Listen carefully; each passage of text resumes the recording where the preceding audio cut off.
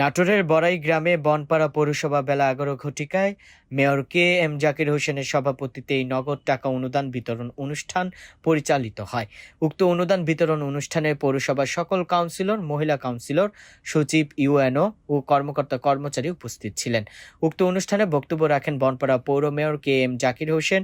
এছাড়া আরও বক্তব্য রাখেন হাফিজ আব্দুর রহমান, বনপাড়া কেন্দ্রীয় জামে মসজিদের ইমাম আব্দুল মান্নান, মহিষভাঙ্গা কেন্দ্রীয় জামে মসজিদের ইমাম।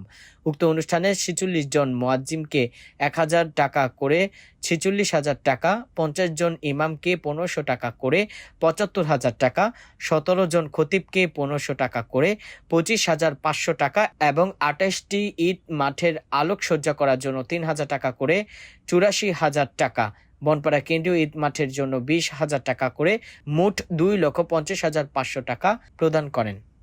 বনপাড়া পৌরসভা ইমাম ঐক্য কল্যাণ পরিষদের সভাপতি